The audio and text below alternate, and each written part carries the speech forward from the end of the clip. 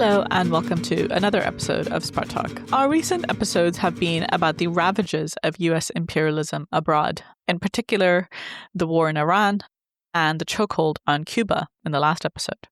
Today we're going to shift gears and look at what's happening in the United States in reaction to the course that Trump is on, both internationally but also domestically. Listeners will remember that it was only a couple of months ago we were talking about ICE and Minneapolis, and then we had an episode on the New York nurses' strike, the largest in New York history. And in our episodes, we've also touched on the general affordability crisis in the United States as well. So all of this to say that on the home front, something needs to give. Trump needs to be stopped. So to talk about how exactly to do this, as well as to get a better sense of what's going on in the US, I'm joined today by Comrade Erica from Workers Vanguard. Hi, Erica. Hello, Mansa. It's nice to be here. Thank you. How's it going? You guys just put out a new issue of Workers Vanguard. Looks quite nice, so congrats on that. Thanks. Good to hear. Yeah. So I guess one of the articles that stood out to me, and which is why I had this idea of doing an episode on that, is you have this article called Wars, Deportations, Inflation, What Can Stop Trump? And I want to take that as a bit of the jumping off point of maybe asking you to elaborate a little bit about what's been going on in the United States. We're no longer hearing news about ICE every day, but what exactly is happening? Give us a sense, like how's been the reaction to the war? We hear all kinds of stuff about splits in MAGA. I don't know. So just, give us a sense of what it's like from within the belly of the beast these days. Sure. I mean, this, year started out, really giving us an indication in terms of what Trump has in store for the world, in particular countries that are oppressed by imperialism and also those that aren't falling in line to his dictates. And also for the working class here at home, what you had, was his efforts in Venezuela to put them under the thumb of U.S. imperialism and the kidnapping of Maduro, and then the strangulation of Cuba with the sanctions on the oil, which have left them in a real dire situation as U.S. imperialism, tries its best to push counter-revolution on that island. And now you have what he's done internationally, causing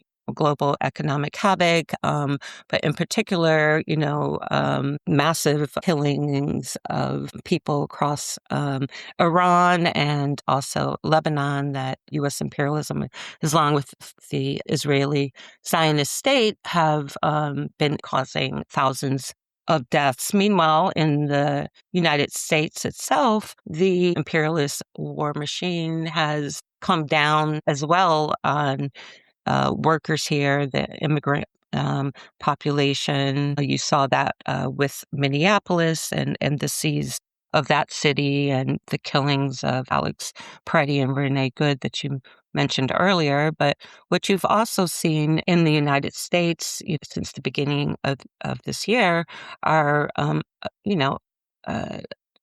a few examples of some upticks in class struggle in terms of strikes because, workers themselves are, feeling, the squeeze domestically of U.S. imperialism, as it, continues its downward spiral. It's squeezing the working class at home even more and more. And so you have workers who have been compelled to defend what they have and fight for better wages, for healthcare, against speed ups, and the like. And so you had the niceness strike, that lasted for 6 weeks during February and January. And you've had some teacher strikes as well in California, that we've seen where, they've, gone out for things as basic as wanting to have health care for their families and dependents, which, the bosses were trying to squeeze and take away from them. And, you also have, the, brutal kind of repression against, activists who have spoken out or who have protested against, what Trump is doing and their own persecution, like we recently saw with the Prairie Land trial. So I'm just laying all this out to show that what U.S. imperialism, you know, and the Trump administration is doing right now is really an all-sided attack.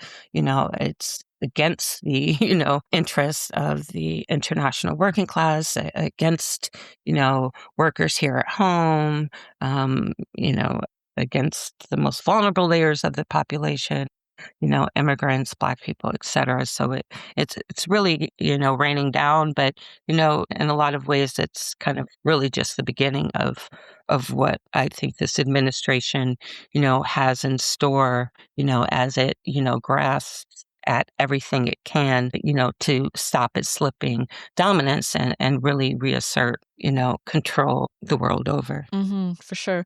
I'm really glad you raised the question of prairie land, which is quite a big deal. I mean, could you maybe lay out what that involves for an outside audience? Because I think it shows you a bit of a sense of what is to come, I think. Yeah, I think it does too. I mean, in this situation, what you had, this case took place in Prairie Land, Texas, and outside of a detention center, an ICE detention center there was a protest, like a noise-making protest that was organized by, anti-ICE activists, where it was on the 4th of July, and they were shooting off fireworks and, making noise so that those who were detained inside, would know that they were not forgotten, et cetera. In any case, the cops responded, and came, drawing weapons, et cetera.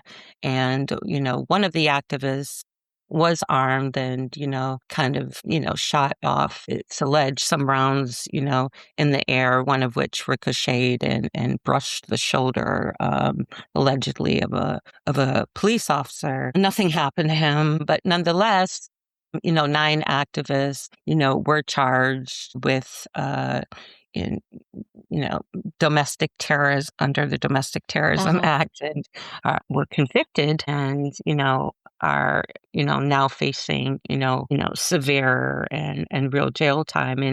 And, this protest really, and the, kind of the targeting of these activists, and especially on such specious grounds. I mean, if anyone looks at the facts of this case, it's clear, that this is nothing less than a frame up and something that's being used to kind of set a precedent to go after activists and others in the left. And I think the workers movement in general who, dare to stand up against, attacks against immigrants and what ICE is doing right now.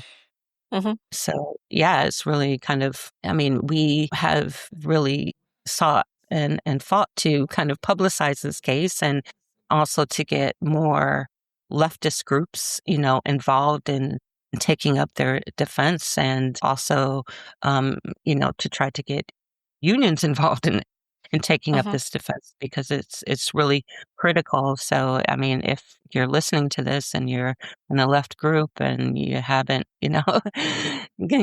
come out in support of the Prairie Land protesters, we really encourage you, to do that. It's in your own interest as well. Yeah, absolutely.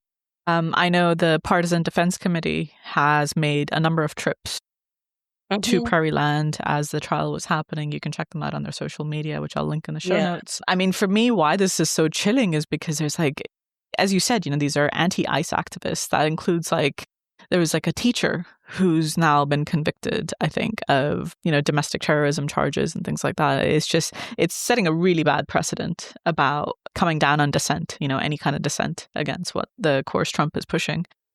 Yeah. So, and absolutely. you saw that in, Minneapolis as well. I know we'll get to it in a bit, but, everyone talks about how we won in Minneapolis. And what the truth of the matter is, I mean, a number of protesters, 100 or more than 100, have been arrested there, targeted, their homes raided by the FBI. Pam Bondi has used the Anti-Klan Act to whip up Right. felony charges against, That's a bunch crazy. of Black journalists and Yeah. Black community leaders and Latino community leaders in Minneapolis, to go after them. I mean, the Trump administration wants to use these repressive measures to put the whole population in check Yeah. and to whip up an environment of fear because things are going to get worse. And, he does want to keep the population in line and get Hmm. them to take it. Hmm.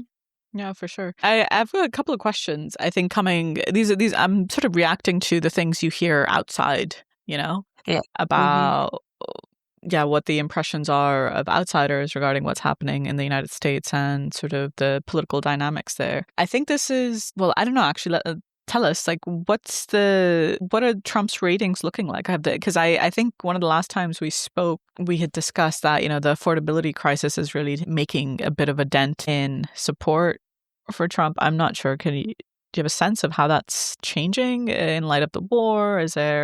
What's the sense of pushback or discontent with Trump? Yeah.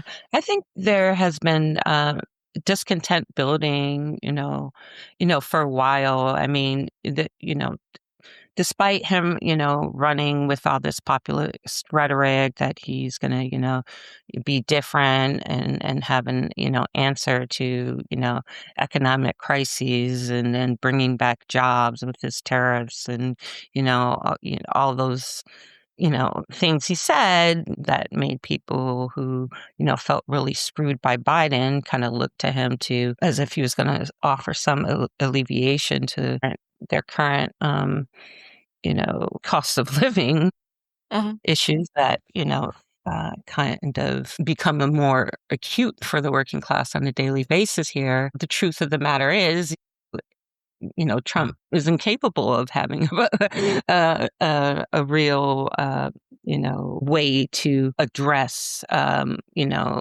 the needs of the working class and Mhm. a way of kind of getting them, out of the current situation, whether that's, reindustrializing the U.S. to the extent that it can provide the things, jobs, at livable wages or housing. Mhm. He has no answer for any of those things. And I think, while I think at the end of last year, there was still some hope of a wait and see, where things are going, with the tariffs and et cetera, as this new year kind of started and it was clear that, hey, he's willing to you know, start these forever wars and, pour billions into, you know, Israel or, Iran or to go and kidnap, you know, Maduro, et cetera,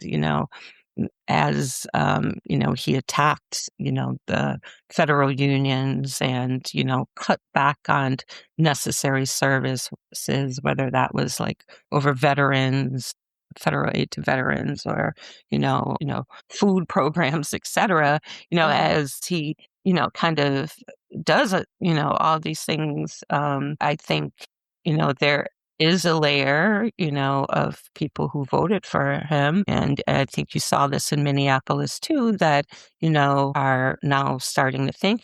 On the one hand, he's either gone too far, like in Minneapolis, with Mhm. what his targeting of anti-ICE activists there and the seizure of the city, or whether it's what he's doing in Iran, which is I know it's causing economic havoc, internationally, but workers who and the vast, the U.S. is huge, and most workers have to drive to work every day, so Yeah. they really feel it, when gas prices start to rise, and Mhm. while currently inflation isn't the highest it's been, the trajectory, is it's going to keep going up and up. And this is especially at a time where, I mean, workers haven't, recovered from the last economic shocks that Mhm. happened during the pandemic, really. And their Mhm. wages Meanwhile, has largely remained stagnant. Yeah, for So, sure. I'm saying all this that I do think he kind of, does, and I think he's even willing to accept to some degree, levels of dissatisfaction with his performance. And I think you see that, with workers who are not happy about what's happening in Iran. It's very unpopular, this war is right now amongst the Hmm. working class, but it's a risk Trump is and the US imperialists are willing to take to kind of have control over the whole Middle East region, Yeah. I think. Do you like why is the war unpopular in even amongst like a segment of the MAGA base? Like what's really the reason for it? Is it because Trump ran and the whole America first, I'm gonna pull us out of all these wars? Is it sort of as simple as that?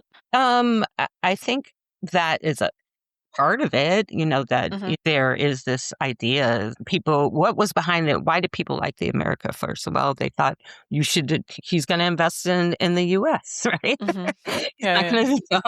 going to, but that's what the average workers probably who voted for Trump on that basis were thinking. But there's also the truth of the matter that people don't want to see their kids killed in this war, and particularly those who recall previous wars and can't even today tell you, what those wars, were about. They weren't about, the Iraq War wasn't, about what, uh, Bush, said it was about. It was about increasing, the profits of the ruling class. And I think that workers really know that, Hmm. at the end at the end of the day, that Trump didn't go into Iran for whatever regime change because he gave a shit about those protests earlier in January or Right. something like that, and or about women. It's Hmm. really about shoring up the riches of the ruling class here, and the people that are gonna pay for it are gonna be the working class, and their kids. And I think that's kind of how they see it. They don't see the Iran war as benefiting them in any kind of a way. Hmm. So, there's unease about it. That's how it's reflected right now as kind of unease, but it's not really reflected in actual, like mass protests on the street or something. Right, for sure. So, I mean, given what you've been explaining, one would assume that the Democrats are kind of been able to capitalize off the top of this discontent. And you write in your article that if Right. the midterm elections were today, they would win and they'd probably win nicely. I know that's in November, I think, so it's still a few months Yeah. away. But how is the two party scene going right now in terms of the other side? Well, I mean, in terms of the other side, Trump has created, an atmosphere where, what he's doing is unpopular, but I also wouldn't sleep and say that means that he still doesn't have support among the working class, Hmm. because he does. Right.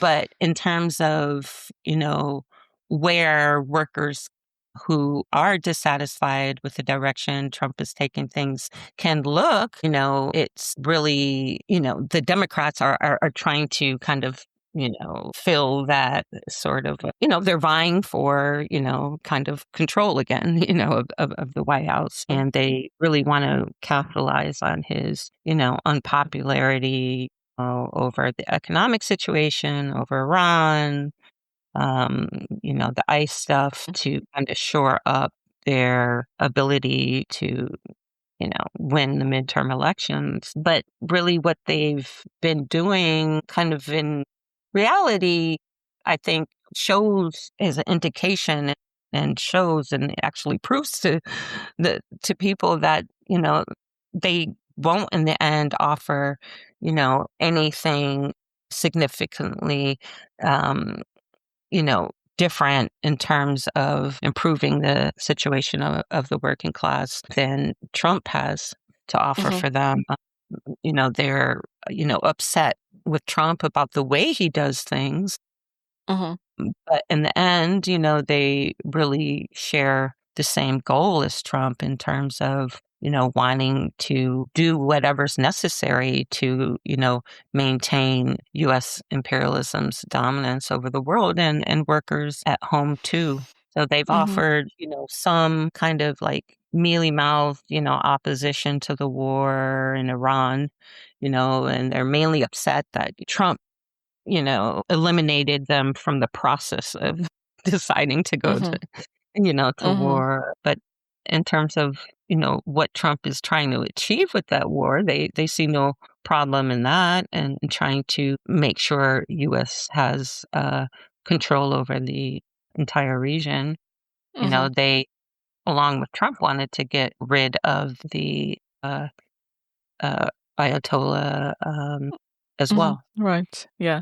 Yeah, they've been wanting to do that for a while. I think it's just Yeah. the means, as you said. And I think this comes back down to really looking at in terms of not just Trump, although Trump is currently the guy, creating all this chaos in the world, but it boils down to the fact that the Democrats don't really have, one, an answer to the fundamental problems, facing the country, but also that they don't also disagree in any real way with what Trump is doing. They just want to maybe do it differently. It boils down to the fact that it's the whole ruling class that is looking to shore up its own position, on the international stage. That is why they want to go after the different countries or regimes, whatever you want to call them, and basically send a real signal. Like, no, we're not going to tolerate this. We will not accept any kind of resistance. And we will come after you. And I think this is all down to the actual interests of the ruling class, because they see themselves slipping, in the last number of years. That crisis is really particularly wanting to strengthen their position against China. I think that yeah, precisely. Okay, I mean, look. Before we go on, because, obviously the topic is we need to stop Trump, and we'll get to that. I wonder if one of the things I've heard is, well, let me just ask you, how's the whole Epstein thing playing out now? It seems to have calmed down. We're not seeing headlines every single day.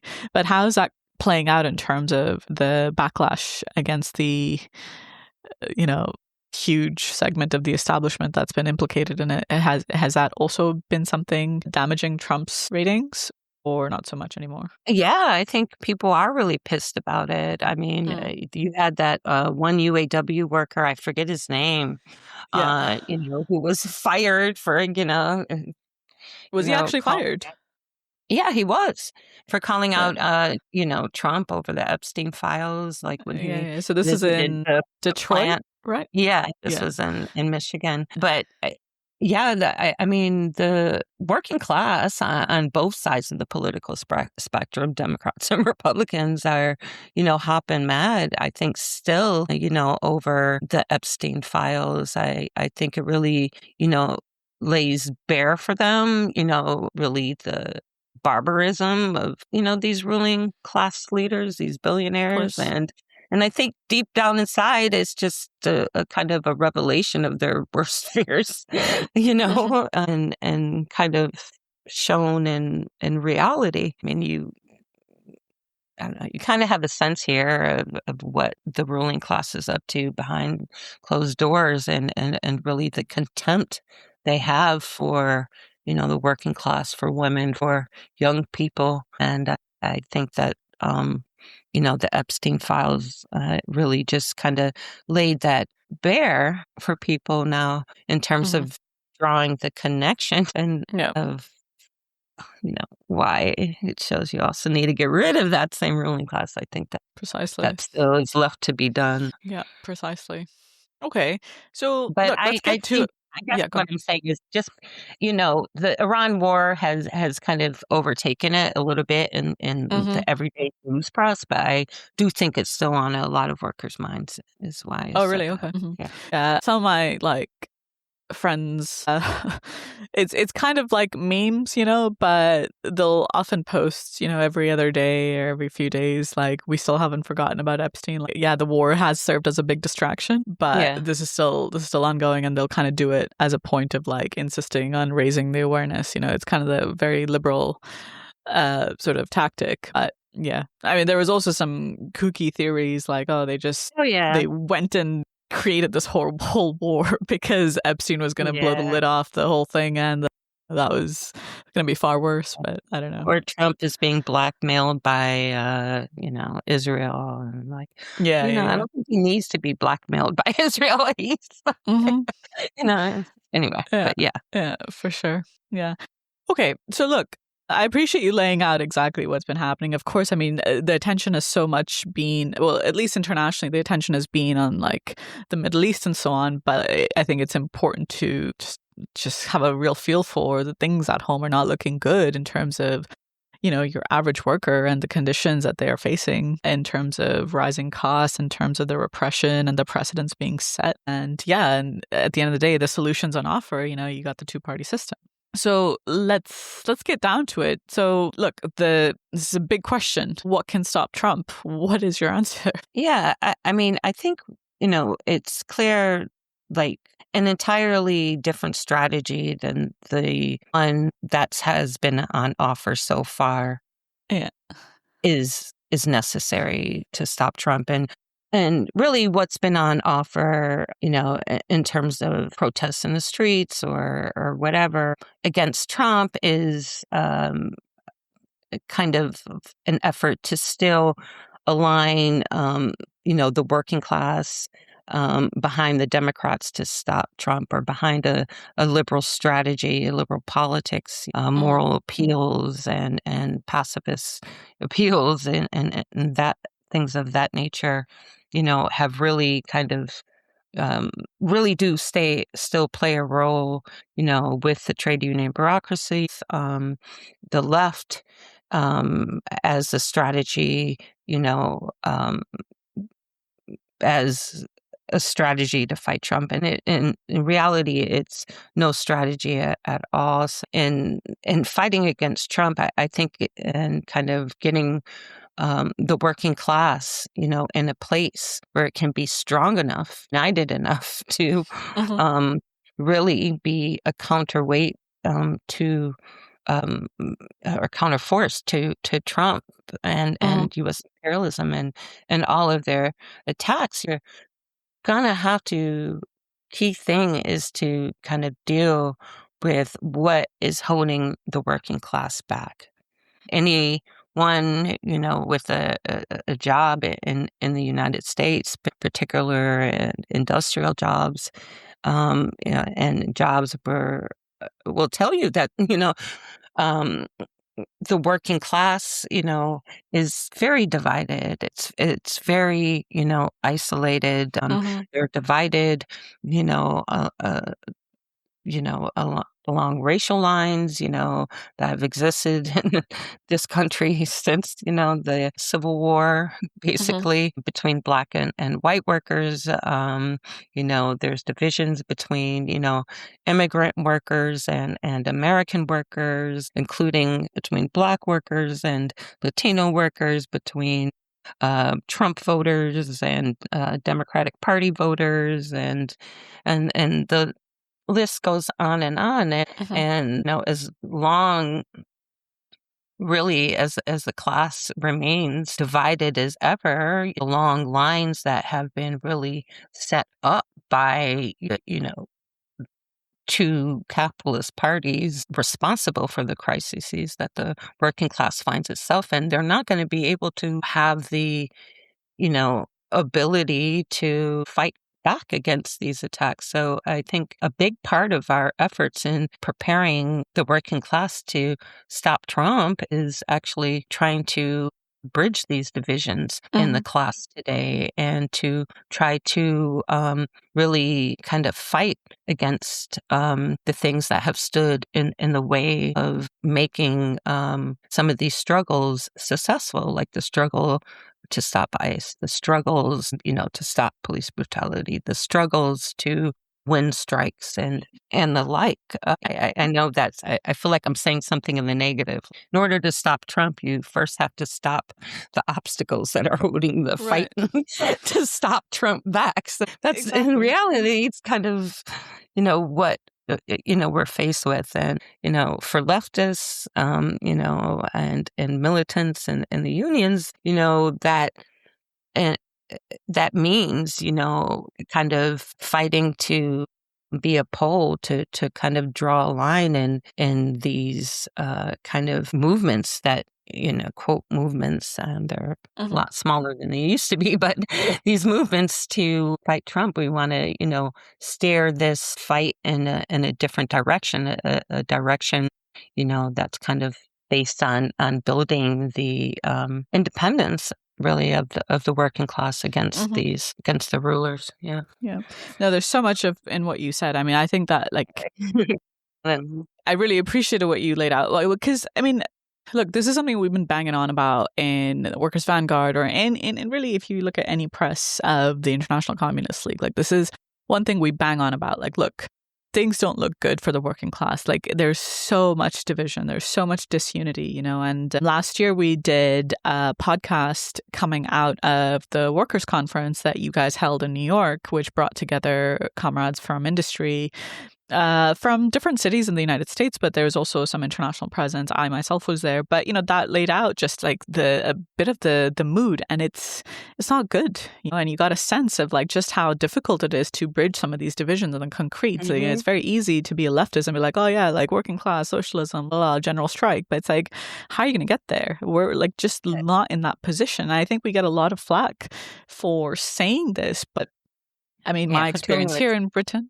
Yeah, exactly. I think from my experience here in Britain, we get the same reactions when we point out, look, the recent struggles have been a defeat and things are not looking good, and you need to actually really rebuild the trade union movement. And how you're going to do that is by trying to actually, as you said, chart a different course that's different from what the trade union bureaucrats are pushing, that's different from what the Labour Party is pushing. And it's kind of the same thing there, because if for the United States, it's everything right now is being channeled back into the Democrats vis-a-vis the trade union bureaucrats, and the left doesn't help, because it kind of just cheers on anything that erupts momentarily. And I think this is one of the things I wanted to get into, to get a bit concrete, because in your article you talk about, I didn't know this, but there's another sort of general strike, I guess, being planned for May Day. I don't know. Yeah. Right. But it's basically in the model of the Minneapolis big protests that happened in Minneapolis at the end of January, right? Yeah. So, we did an episode on, we had our comrades on the ground there, Jeremy and Paula, and we discussed what that was like. There were, of course, workers. It was a pretty massive protest. There were, of course, workers, but the point is, was there an organized, conscious presence of the trade union movement that was willing to say, no, we're going to take a stand here right now, and we're going to, make it a working class issue. We're going to shut down production, la, la, la. That did not happen. And why is that? Is because of trade union bureaucrats. So let's talk a little bit about, because I think, as you said, it's not really learning the lessons. It's sort of doing a rehash of the same stuff. And, if we want to talk about obstacles, there's two that you guys discuss in your article, which is the Minneapolis question, but also no kings. Maybe we can just go into both of them in turn, if that's okay, to talk about what exactly is wrong with them, just to flesh that out for our listeners. Yeah. I mean, really, Minneapolis really showed, there was a moment that was happening. You had thousands, hundreds of thousands, I even think, of people in that city, workers in that city, who were upset about what was happening. And honestly, that included, I went to Minneapolis as well. It was after Freddie was killed. I wasn't there at the same time as Paula, our comrades. But you had, numbers of workers who were very upset about their union members getting rounded up, about people just their restaurants being shuttered, their neighbors having to hide in their houses, or their kids coming home crying because their friends' families have been rounded up, or their fellow students. And there was a moment where it was critically necessary to have a strategy to fight back against these attacks, and including doing it in a way that could cut across the divisions in the class, by showing how these attacks on immigrants in Minneapolis were an attacks, on the union as a whole, and that, and what was necessary was a real collective defense, a collective, working class, actions to really, stop, to put what, Trump was doing there. But kind of instead what you got were unions, many of whom could talk quite militant, and signed their names to this protest on January 3rd. Again, thousands and thousands of people who came out. It was freezing in Minneapolis, even when I went a week later for the subsequent protests. And but they were so angry, and they wanted to come out and do something. That included union members, but the union leadership did everything it could to kind of demobilize it and demobilize that sentiment, demobilize that momentum, and keep the protests within the bounds of what was respectable or acceptable to the Democratic Party leaders like Frey and like Waltz, the governor, etc. And so, this was supposed to be a general strike. But if you actually talk to workers in Minneapolis who participated in that, they'll say, oh, no, and maybe not. There's a certain level of some left groups who have supporters in those unions who will say otherwise. But most workers you talk to will say, no, we weren't on strike. We couldn't go on strike.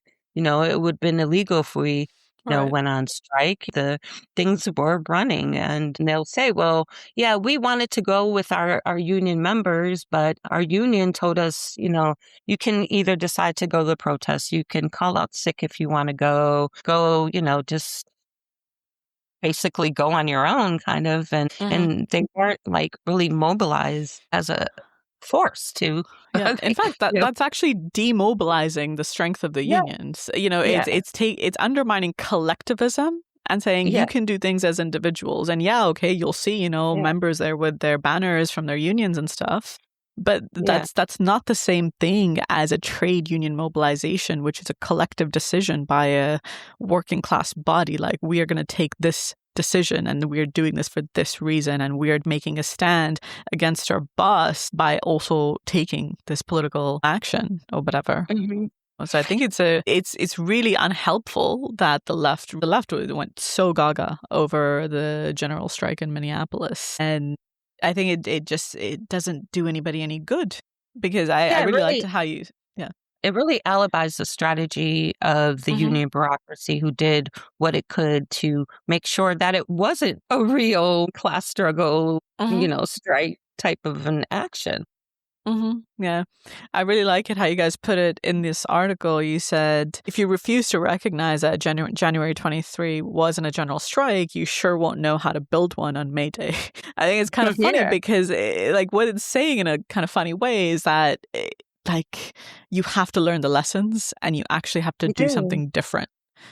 You do. In order to make it successful. Yeah. I mean, I also make the point, or we made the point in the article, well, if this is, if this was it, if this was like the epitome of a general strike, like Minneapolis in the 30s or something, which a lot of them said. Why is revolutionary leadership even necessary? Everything is wonderful.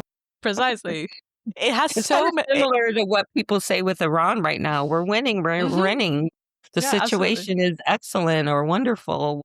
Then why, if the IRGC is the leadership, then, why do you need real revolutionary leadership to free Palestine? Absolutely. No, absolutely. I think that's an excellent point. Because, again, it boils down to, what's your purpose as a socialist on the job, on the shop floor, in the union? What's your purpose? If they can lead a general strike, what are you doing? If the IRGC on its own force can beat U.S. imperialism, why are we, getting all worked up in our little left groups? Banging on about revolution. They can do it. Yeah. Because the whole task of our epoch is to defeat U.S. imperialism. And if the IRGC can beat it back, then let's just go home. Let's call it a day, Yeah, it has really deeply defeatist. I want to see the U.S. imperialism get licks. We all do, but when it comes down to what strategy is necessary, to defeat it, as leftists, it should be really clear that strategy can't be left in the hands of alien class forces like the Democrats. Precisely. Or et cetera. Yeah, precisely. It really does. I think when you start looking concretely at how the left pushes a certain strategy in a given movement, very quickly when you start talking about it from the point of view of like the question of strategy, it becomes clear, like it really boils down to your purpose. What are you fighting for? And if you lend, I think, credence to the fact that the bureaucrats or whoever the organizers of Minneapolis, spontaneity, that this can just turn itself into a general strike, then what you are doing is you're liquidating your own purpose. You're saying there's no need for revolutionaries to be intervening into things because things can happen. And I think a lot of leftists, especially like the younger layers, in organizations, this is what they need to really get in terms of you need to understand your role, the role of your organization in terms of what it fights for and how it's fighting to advance the building of a revolutionary alternative, not just being a left pressure on existing things. Right. I think that's an important point because there were some militants in the unions in Minneapolis, and I met some of them when I was there. And what I also encountered was there wasn't the kind of a fight back that was really necessary against the trade union leadership in this situation. Efforts to kind of reach out and to organize the, unions as a whole against the wishes, of the bureaucracy. There was a lot of, willingness to work alongside of the bureaucracy.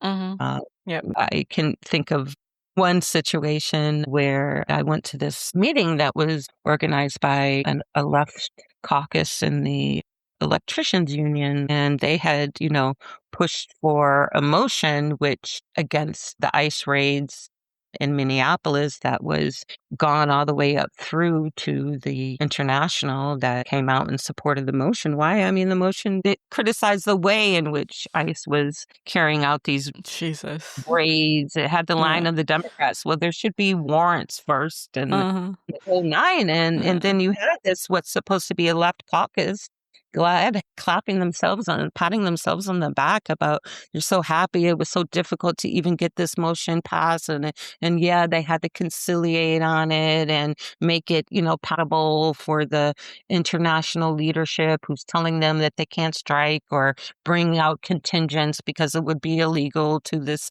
protest, and they're just like accepting all of this. And you really have to kind of, put forward a strategy that is not seeking to, kowtow to the, politics of the bureaucracy, but a strategy that actually confronts, the politics that they're putting out there. And I think you didn't have that in Minneapolis. And so what you have are, some union people, including who I talked to, who went there and they were like, what next? Shit's still happening, and it is there. It's not like ICE has disappeared. It's not like people are not still facing the threat of deportation or are not still detained. But now they're saying, well, everything was wonderful. So let's, repeat this on May Day and have another, general strike where, the strategy will be limited to, the campaign that the Democrats are using to, fight Trump and just carry out your just carry out your deportations in legal and humane way. Not the way the ICE is doing. And for the left to conciliate this is so bankrupt. And I think one theme that I'd like to touch on a little bit is throughout the article you're making, as you mentioned a few minutes ago, that there's so much division in the working class. And by not fighting against the politics of the Democratic Party, by the politics of the trade union bureaucracy, which is, one step removed from the Democrats or sometimes the Republicans, that this actually just reinforces the divisions. And I think on the question of immigration, on the question of how to fight against Trump, that's the way it reinforces everything, right? Like it doesn't do anything to bridge these divisions. I wonder if you can maybe give some texture of like what that means, because I think that's one of the things often that leftists, in my experience, when we talk to people, they find so difficult. They're like, what do you mean this is causing divisions? But they're the good guys. They're supposed to be organizing on our behalf. So how would you mean that their politics are actually reinforcing divisions? The good guys, you meant the union bureaucracy? Like the trade union. Yeah. Yeah. Yeah, or, anytime it's sort of like it's really the existing sort of leadership of any movement, that when you have this sort of de facto liberal program of opposition, that, they'll kind of cast their net really wide and say, oh, let's just unite everything against this bad thing. But that isn't actually a way to build unity. In fact, it actually it reinforces those divisions in terms of, not winning over workers from the camp of MAGA, for example, or not really showing to the white working class why they also need to come to the defense of immigrants, Yeah, I mean, I don't think, cheering. I mean, we used some examples in the article about, trying to there were protests targeting Target, I guess, sit-ins and the like, against, their cutbacks to DEI and against them. I think also related to them allowing ICE agents in their parking lots. And so, they were organizing these, I guess, appealing to people to come out and sit in at Target. And I'll tell you, workers are not going to go and do sit-ins at Target. I mean, of course, we're against ICE in the parking lots and targeting people, but that's not what's going to show them, why it's in their interest to defend immigrants, especially when you're dealing with a more conservative layer of the working class, who, was swept up by some of Trump's, anti-immigrant rhetoric that really, sought to blame immigrants for the current degraded, conditions, of the working class. And you have the Democrats, under Biden, and then, subsequently, with the sanctuary city stuff that were, housing, immigrants into, poor Black and Latino neighborhoods, and, where you had, Black and Latino people angry about that because, stuff shit's so bad for them, in their neighborhoods and their communities, and at home, that they felt like there was no way to split it, nothing, to share. And so you have to have an answer to that, like you have to take head on, like, why there are these divisions, in the class, and why there's anti-immigrant sentiment, why were, more than half the working class, willing to, support Trump. And a lot of what led them in the direction were the liberal politics of the Democratic Party. And so if you're organizing, protests on the basis of the liberal politics of the Democratic Party, you're going to turn off half of the working class. And guess what? We need to, like I was saying, to organize that, and to be able to organize a real counterforce to stop Trump, you have to be able to cut through the divisions in the class. And that's not going to happen, with no kings. Yeah, for sure. Yeah. Yeah, let's come to No Kings for just, I think, quickly. I mean, we've touched on a lot of the points about the Democrats being a total dead-end strategy, and how the left tailing the bureaucrats, tailing the Democrats is also completely dead-end. But what is the state of the No Kings thing? Like, is that even a thing anymore? Well, I guess we'll see. Yeah. I mean, I went to the last one in New York. It was, there were thousands of people who came out in the streets. At that time, it was, at least the one in New York City was, in large part, organized right before the mayoral elections, and was to channel support for Mandani because the Iran war is unpopular, because the midterm elections are coming up. I think, may see thousands again, like last October, I think it was, out in the streets. But I think really what this is being used for, again, is to build support for the Democratic Party.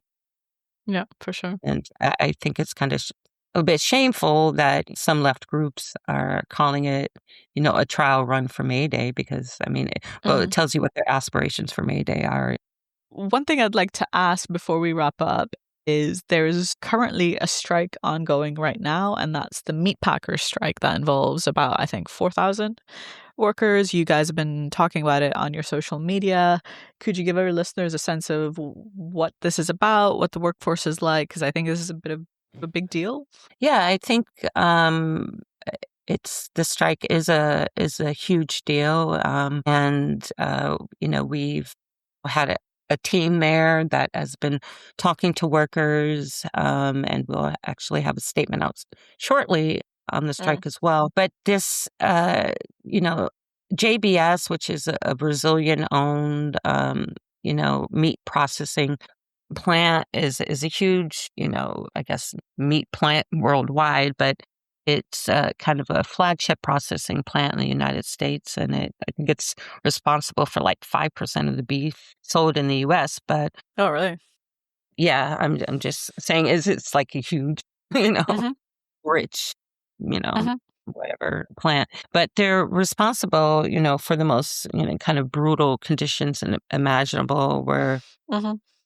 you have a really highly vulnerable immigrant population who works at these plants. I think 90% of the workers are immigrant, many of which were recruited by JBS in their homelands, Mm.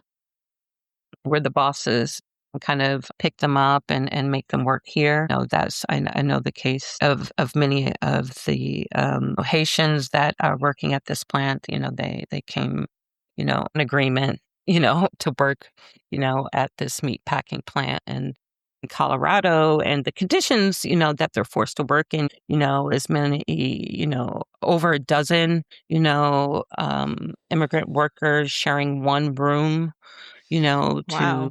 work, Mm. at this plan, and, kind of reminiscent of, real slave-like, conditions, Yeah, yeah. not far-fetched from the, same conditions Haitians have to work at the sugarcane plantations in Dominican Republic. But no, Mm. nonetheless, I think it's really indicative, kind of they were recruited to work from their homelands, which have been ravished by U.S. imperialism, only to come, work here and under not that much better conditions. There are like no bathroom breaks.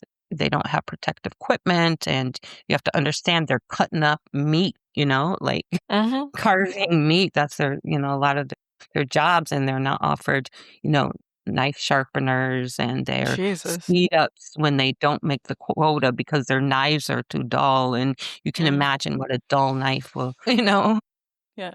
can also causes, injuries, and people Mm-hmm. die and lose limbs all the time. And meanwhile, workers there, they span from a number of different countries. There are 57 languages that are spoke, and this has been consciously done Of course. Yeah. by the companies so that, workers can't communicate with, Mm-hmm. other workers. Women are also really brutally treated there. Mm-hmm. We've learned as well. And the threat of ICE, hangs over all of Of this course. work. Yeah. As in the early 2000s, the plant was raided, so right now, the company is, threatening, in retaliation, deportations, and also plant closings, in retaliation Mm-hmm. to strike. But, the truth is it was massively courageous, that Mm-hmm.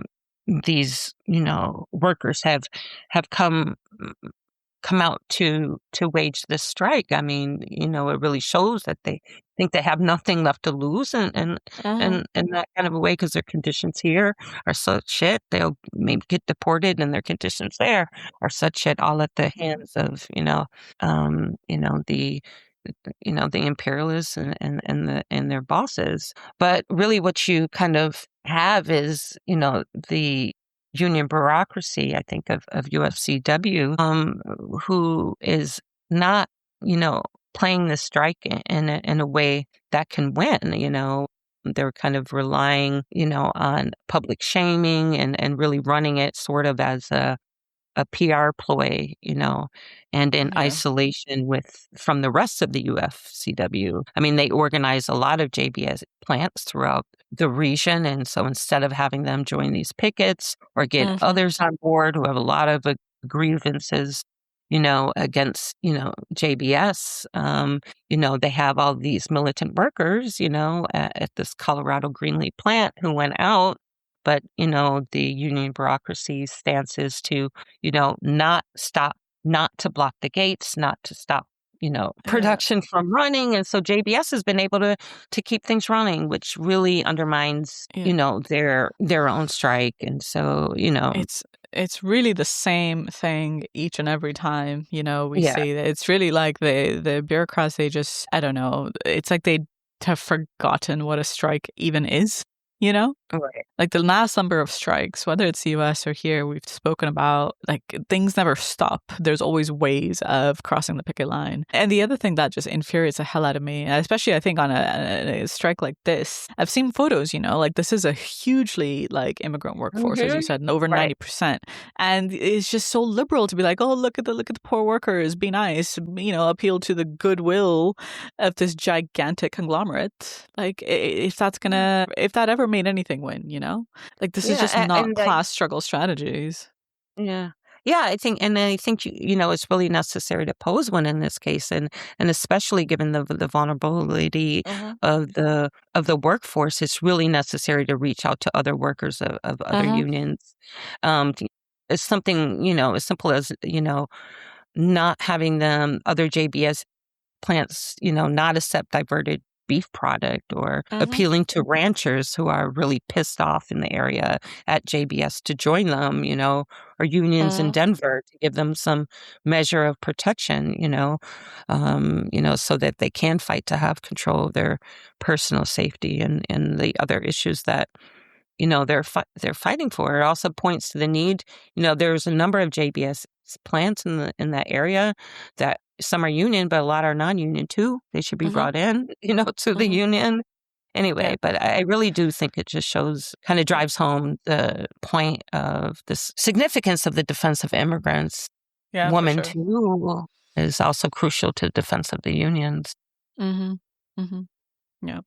So you guys have a team on the ground there right now? Our team actually came back yesterday. We're sending a new team tomorrow with our leaflet. Yeah. Okay, cool. Look forward to seeing that. I will link that in the show notes as well. But look, thank you so much for taking the time to lay out everything that's happening, what's going on. I found the discussion really interesting just in terms of, seeing how the lessons are not being learned. Like there is a real need, but you know what? Like, you said maybe a general answer, but really it is the only answer. You need to fight for class independence and find ways of bridging these divisions. That's the only way you're actually going to advance the fight to stop Trump. So if our listeners aren't happy with that, too bad, because it's hard, it's hard. That's where we are. That's the weakness of the left. That's the weakness of the labor movement right now. So we have to start from where we are, but at least let's draw the right lessons.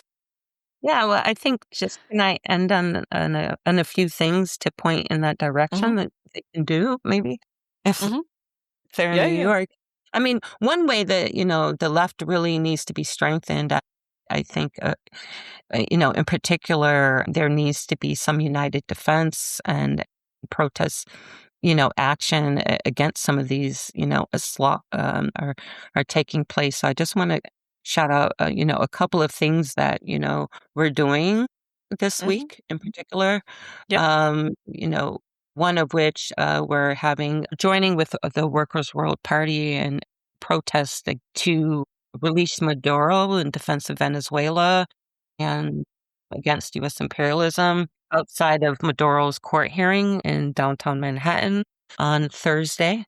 The 20th at 8 a.m. in the morning. Yeah. The world has forgotten about that, but that is a urgent thing. Like he's in a New York prison. The president of like an actual sovereign country is sitting in prison. The left isn't out there mobilizing. Needs to be more of that.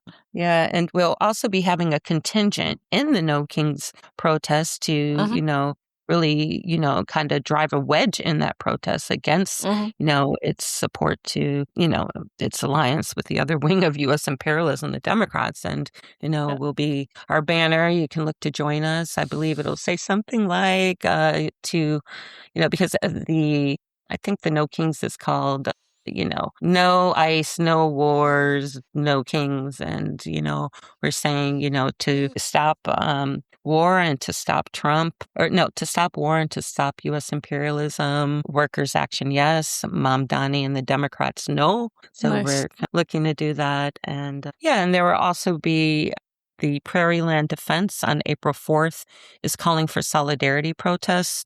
I would encourage left groups to, join the defense of them. And we'll also check out our social medias, which I think you'll probably post in the Moors as well. We have upcoming an open police archives rally with other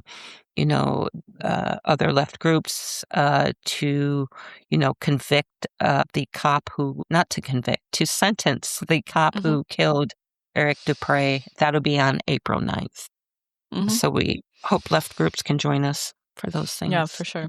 Thanks, you guys definitely seem busy, but lots of good stuff, important stuff. I've been meaning to for some time, but I think I'd like to, Kyra and I touched on it when we did our episode on the Black movement, but I think OPA, or Open the Police Archives, that's a crucial initiative that you guys have been doing for some years now, but I'd like to go into that a little bit. But yeah, you can join those branches, which are in multiple cities in the United States, New York, Chicago, Bay Area, if I'm not mistaken. Yeah. I'll link all of that in the show notes, and we'll leave it there. But thank you so much, Erica. I've really enjoyed the discussion. Appreciate your time. Thank you, Mansa. Thank you. Bye. Bye. Well, I ain't got no smoke, at least not with you. And I don't know if you don't know, but there are just a few of oligarchs and capitalists profiting massive profits, holding us down in lockstep. And your vote, it ain't gonna stop.